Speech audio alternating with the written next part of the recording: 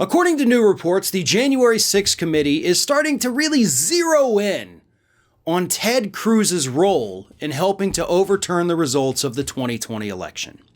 Now, we've known for quite some time, basically since December of 2020, that Donald Trump initially reached out to Ted Cruz and asked him, would you be willing, if we get to this point, to argue this case in front of the Supreme Court? And Ted Cruz was like, oh, hell yeah. And of course, Ted Cruz does have experience in that arena. He was part of the Bush team for Bush v. Gore. So makes sense to reach out to a guy like Ted Cruz, who has previous, unfortunately successful experience in that arena. But that is just a tiny little sliver of the things that Ted Cruz did. Because you see, Ted Cruz, according to these reports, was also instrumental in getting all of these Republicans together to vote against the certification of certain states' electoral college results based on bogus claims of voter fraud. They knew it didn't exist. They knew there was no evidence to support anything that was coming from the Trump administration or any of his allies, but Ted Cruz pushed forward with the plan anyway because he wanted to. That's why. Because he wanted to. Not because he actually needed to, not because there was any actual evidence of fraud, because he wanted to. And that is what the committee wants more answers about.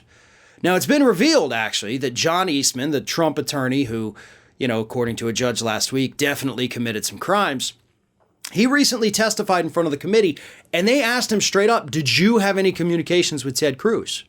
I mean, the question was, well, basically, yeah, did you have any communications with him?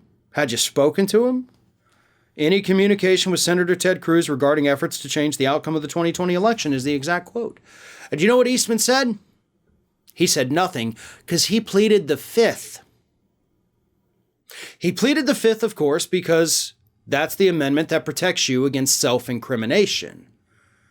So we have to, by deductive reasoning here, we have to assume that he did, in fact, talk to Ted Cruz, and that the conversation may have been so bad that it implicates Eastman in an actual crime.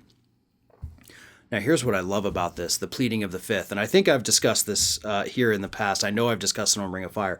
Pleading the Fifth Amendment isn't going to protect you in an instance like this. Pleading the Fifth Amendment only helps you in a jury trial. Because a judge will instruct the jury, if a defendant pleads the fifth, or hell, if anybody pleads the fifth, to disregard everything up to that point. Basically, it makes it as if, the question were never even asked. And in fact, pleading the fifth can sometimes even get certain evidence dismissed. But this isn't a jury trial. Pleading the fifth can be used against these individuals.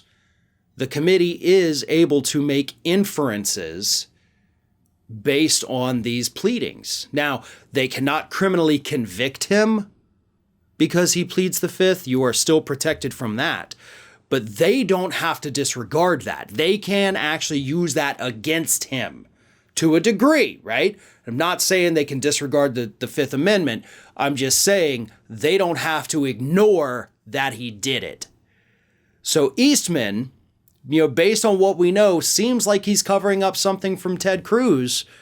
And that committee has made it very clear, Liz Cheney especially, that they're going to find out what Ted Cruz did and what Ted Cruz knew.